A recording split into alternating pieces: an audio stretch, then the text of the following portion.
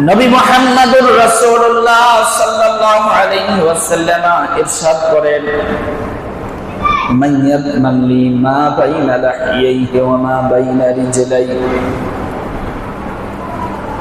আল্লাহর হাবিব বলেন, যে ঈমানদার ব্যক্তি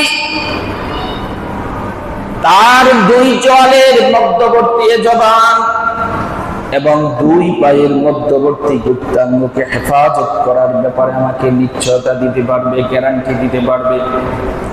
কয়টা জিনিস?